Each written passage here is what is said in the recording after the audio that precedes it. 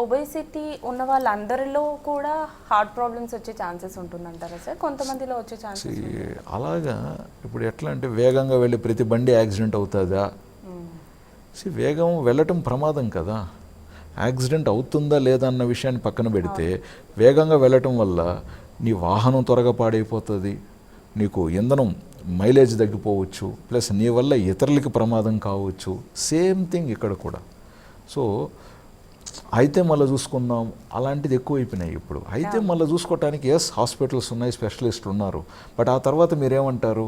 దోచుకుండేశారు, అనవసరంగా అది చేశారు ఇది చేశారని కూడా వింటున్నాం కదా రోజు. ఒకప్పుడు డాక్టర్ని దేవుడిగా భావించేవాళ్ళు, ఈరోజు మనం చూస్తున్నాం టీవీలలో అక్కడ ఇక్కడ ఎక్కడో జరిగిన ఒక హాస్పిటల్లో ఒక చిన్న ఒక విషయం వాళ్ళు సెటిల్ చేసుకోకుండా దాన్ని మీడియాలోకి తీసుకొచ్చి ఎంత డాక్టర్స్ మీద ఇవాళ రేపు నెగటివ్ ప్రకటనలు, నెగటివ్ వార్తలు తీస్తున్నారు. సమాజంలో మనం డాక్టర్ని నమ్మలేకపోతే ఇంకా వైద్యం రేపు ఎవరు చేసేది? కాబట్టి వైద్యుడిగా మన కర్త, మన సర్వీస్ మనం చేయగలుగుతున్నాం. బట్ ఆపోజిట్ వాళ్ళు కూడా ఆ సర్వీస్ని అందుకొని సకాలంలో ఆరోగ్యాన్ని పెంపొందించేందుకు కూడా దీన్ని వినియోగించుకోవాలి కదా. పెద్ద సమస్యల్లో గురైపోయిన తర్వాత వాళ్ళు అనుకున్నట్టుగా ఆరోగ్యం మెరుగుపడకపోతే, వీళ్ళు అనుకున్న దానికంటే మించిన ఖర్చు అయినప్పుడు నెక్స్ట్ డాక్టర్ శత్రువు అవుతున్నాడుగా. సో కాబట్టి ఎందుకు అంత దూరం వెళ్ళటం? ముందస్తుగా చేసుకోగలిగినటివి చేసుకుంటే ఆరోగ్యంగా ఉంటాం, డాక్టర్తో మీరు మిత్రులుగా ఉండొచ్చు. అవును. అయితే ఒబేసిటీ ఉన్న వాళ్ళలో క్యాన్సర్స్ వచ్చే ఛాన్సెస్ ఉంటాయని చెప్పారు కదా సార్, ఎలాంటి క్యాన్సర్స్ వచ్చే ఛాన్సెస్ ఉంటాయి? అది కరెక్ట్గా స్పెసిఫిక్గా డిఫైన్ చేయడానికి కుదరదమ్మా. ఎందుకంటే ఏజ్ వైజ్ కావచ్చు, లేకంటే మేల్ ఫీమేల్ వైజ్ కావచ్చు, రకరకాలుగా కావచ్చు. సో ఇప్పుడు దాన్ని మనం దృష్టిలో పెట్టుకొని పోయి డాక్టర్ చెప్పారు కదా అని చెప్పి ఇప్పుడు పోయి గూగుల్లో సెర్చ్ చేసి ఇది వస్తుందా, ఎంతకాలంలో వస్తుందా, అది మళ్ళీ స్ట్రెస్గా తీసుకోకుండా ఇలా ఉంది కాబట్టి ఇలా కాకుండా మనం ఎలాగ ఆహార అలవాట్లు మార్చుకోవాలి. సో ముందు మనం ఆహారంలో డయాబెటీస్ లేని వారైనప్పటికీ కూడా షుగర్స్ వాడటం అనవసరం. ఇప్పుడు టీ కాఫీ తాగండి, అందులో షుగర్ ఎందుకు? మళ్ళీ ఒక మంచి టీలో కానీ ఒక మంచి కాఫీలో కానీ మనం చక్కెర కలిపినట్లయితే ఆ కాఫీ టీని కల్తీ చేసినట్టు కాదా?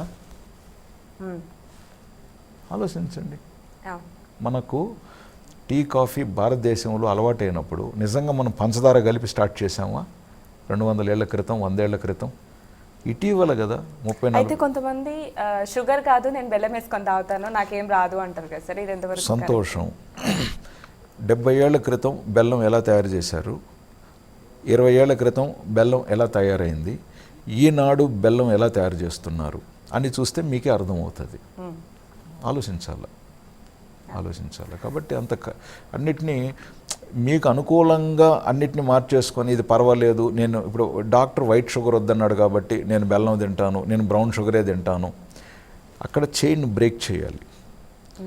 అక్కడ ఏదైతే మన బ్రెయిన్ తీపి కోరుకుంటుందో, తీపి తిన్నప్పుడల్లా మనం సంతృప్తి చెందుతున్నాం, అది కరెక్ట్ కాదు. మనము ఒక విద్య కానీ, లేకంటే ఒక ధర్మం కానీ, లేదా ఒక శారీరక శ్రమ కానీ, ఒక పని సాధించి ముగించినప్పుడు మనం ఏదైతే ఒక సంతోషాన్ని, సుఖాన్ని మనం పొందుతామో, ఈరోజు మనిషి ఆహారాన్ని తినేసి కూడా ఆహారంతో కూడా అదే సంతోషం వెనకాల వెళ్తున్నాడు. అది కరెక్ట్ కాదమ్మా, అది కరెక్ట్ కాదు. ఇప్పుడు ఆఫీస్లో ఏదో చిన్న విషయం జరిగింది, అది 4-5 రోజులు కష్టపడితే సరిదిద్దుకుంటుంది.